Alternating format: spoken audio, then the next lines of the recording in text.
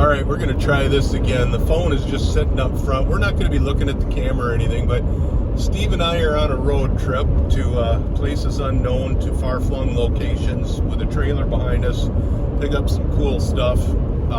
And this is just a off the top of the head random road video.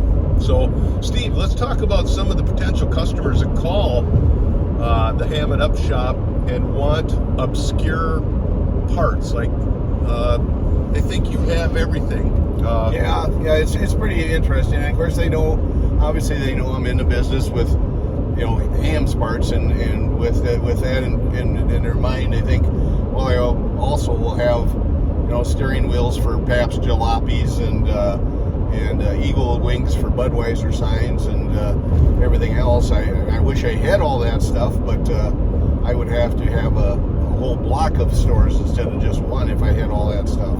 And let's explain too, like a lot of times the only way you're going to get a replacement part is from a donor sign, and let's talk either a donor sign or else have one made, which obviously is quite expensive, and in a sign that there's not a lot of demand for, it doesn't make a lot of sense financially, because you have to pay the setup charge, and a lot of the stuff has to be injected, molded, or otherwise to be made, and it's quite expensive to do that. I can't do it myself, obviously, so I have to pay to have it done. So in order to do it, and a lot of times you have to order in quantities, such as my motors that I sell for the Ham's motion signs, I have to order 100 at a time, and so it's like the flipper barrel. I'll get a request from time to time for a motor for a Ham's little flipper barrel, and although they have come up in price, for years you could buy a pretty good example for $100. Well, you have motors made for them, they would cost at least $50 to make them and sell them, and to at least make a worth your time and effort profit. And most people don't want to spend $50 to fix a $100 sign, so it doesn't make a whole lot of sense in some cases to even make these things, because of the availability, the cost involved, and everything else. But I say again, it would be nice to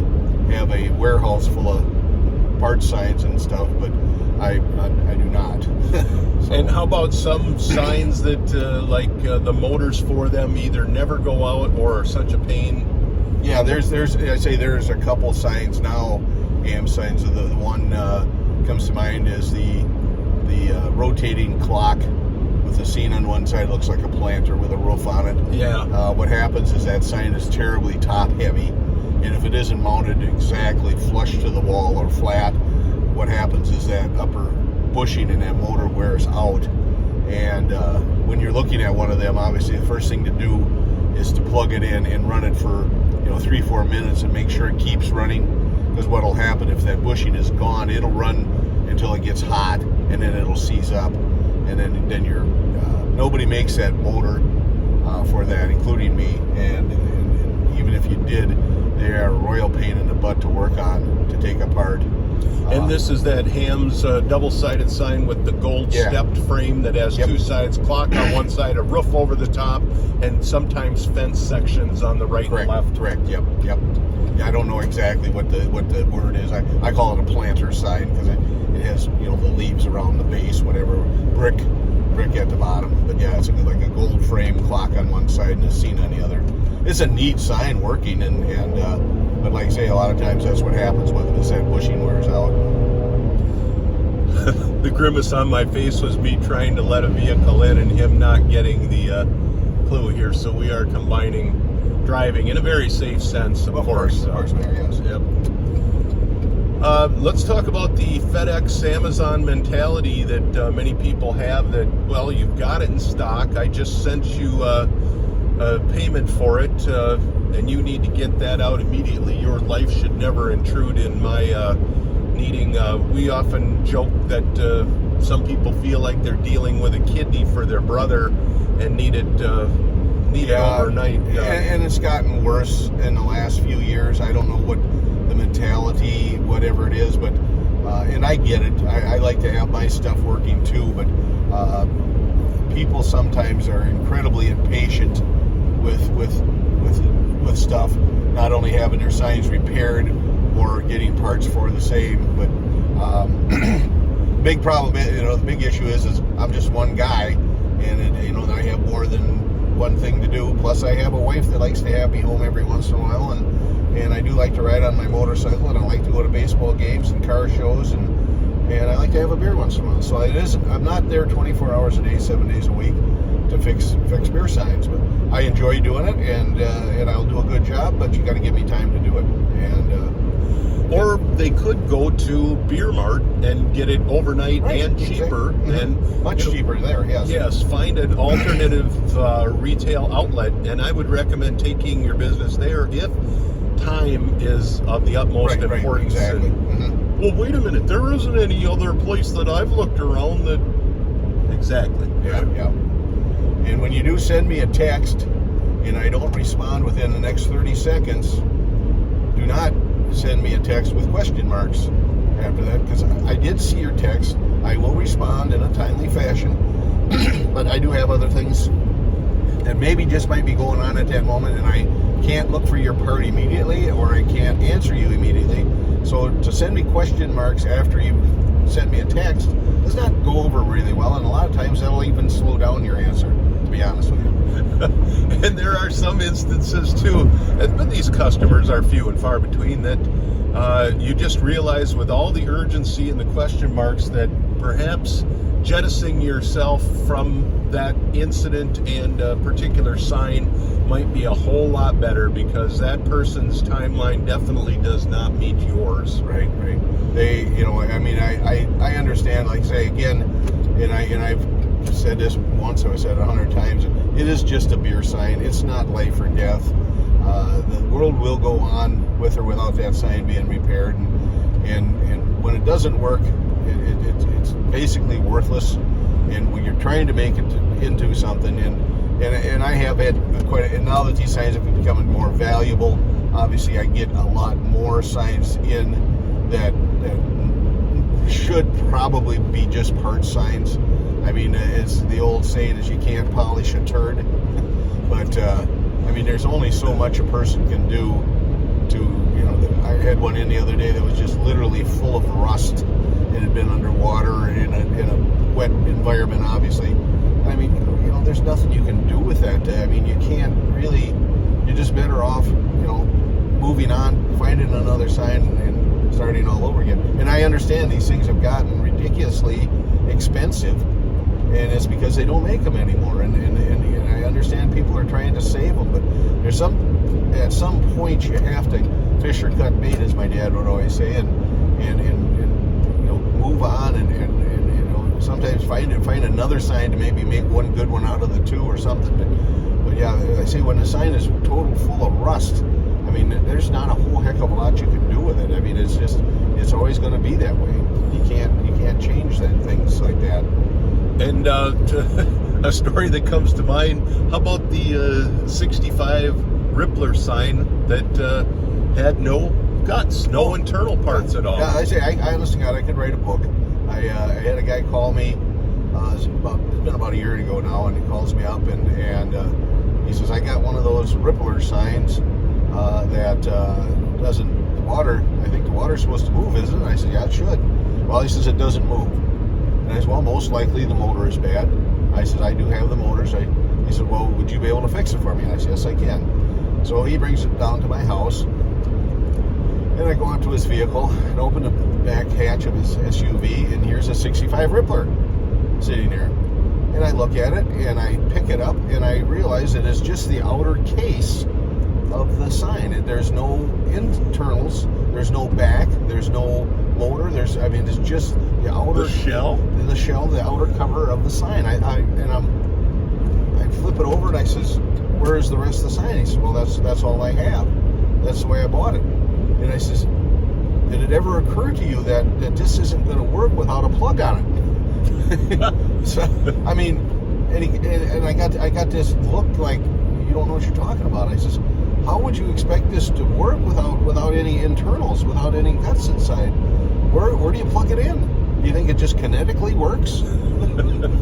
But yeah, it just and people, like I say, they get to the point where they get blinders on and they only hear what they want to hear. In the car business, I had it happen to me all the time. They would buy a car at Larry's Lemon Lot, whatever, and cruise control, for instance, the cruise control doesn't work. Well, it's probably just a fuse. No, it isn't just a fuse, because if it was a fuse, they would have fixed it. It's always something more serious than that. It's always, in case of cruise control, it's either the servo or there's the ECM or something. It isn't just a fuse, because if it was a fuse, they would have fixed it. Anybody can fix that. So, but that's what they hear. So they, all right, I'll go ahead and buy this. And I'll just put a fuse in there, and we're good to go. Well, like I say, they only hear what they want to hear, and it's the same holds true for beer signs. Main thing I guess I can't stress enough is know who you're dealing with. And a lot of times I understand when you're buying these on eBay, you don't know that person. You trust them, and you obviously you look at their feedback and you try to figure it out. But again, now that these signs have become more valuable, and there's money to be made, there's going to be more people out there looking to take advantage of that situation in selling inferior products and or hazard reported ahead. That they found, oh geez, I seen this on eBay. It was sold for $12,000. So, well, this one's just like it. The only problem is it doesn't have any signs, but it still should be worth it. So, and how about eBay sellers that are very gifted in writing adjectives and artistic prose? Oh gosh, yeah, some of those guys should be writers. I mean, you get the bone-chilling colors and it just on and on and on. You know, it about almost makes you puke listening to something. But, you know, I mean, yeah, they're great signs, and the flowery descriptions. Don't let that fool you. You know, make sure that you ask plenty of questions, because when you're spending that kind of money for stuff, and don't be afraid to ask somebody else. You know, get a second opinion. If the doctor tells you got an incurable disease, well, you're going to want to find out. Are you sure? You know, ask a second opinion. Say, is this worth this? And I get that quite often, and I'm more than happy, and so is Barry here, more than happy to help and steer you in the right direction. We don't know everything, but we've been doing this. I've been doing this for close to 50 years now, and Barry's right there too. But you know, we've been around the block, and I say we enjoy helping people, and I say again, we don't know everything, but we can sure help people. They get separated from their money pretty easily nowadays. So, and then the big problem is that we get called in to try and fix the problem. Sometimes we can, sometimes we can't, and I would much rather be able to not have to do that. Some days I wish I didn't have nothing to do, and all the signs were beautiful, and they all worked when you plugged them in, but you know that isn't going to happen. So try and lessen your possibilities of doing something like that by just asking simple questions and knowing who you're dealing with. And you would prefer to see the doctor for a routine visit rather than have an EMT visit bar side when it's become that problem. Right, 100%. And another thing is too, many of the people on Facebook, Craigslist, eBay are opportunists that came across this sign for a bargain at a garage sale or rummage sale, so they're going to piggyback off previous successes. Yeah. And Steve and I have been in this hobby. We're going to be here as long as we're here, and you wouldn't endure in the hobby without a track record of simply trying to be straight. And if you know, pass it along and cultivate fellow beer geeks along the way and bring them into the fold. And that's what it's about, in making friends and relationships. We would always much rather have a relationship and a friendship than to simply make a sale, because without, you know, a set of eyes, your friend Dave Bullock with the Pit Stop Shaker. I mean, we have countless stories of, because of a friend contacted us. Story. Thank you, Big Bird, by the way. On the way up here, on this road trip, many tales have been told. And so we decided to make this video a random stream of consciousness, and nothing pleases us more than to hear, I really enjoy your videos. Well, that's great. That tickles us to death. That's why we do them. Yep, exactly. So we hope we make a couple more and some memories and some friends along this road trip that we're on, heading north on 94 in Minnesota here with a trailer behind us. More stories, more friends, and tales to follow. Story at 11. Or maybe 12. I'm Barry. I'm Steve. We're iBuyOldBeer.com. We'll see you at a show or somewhere down the road.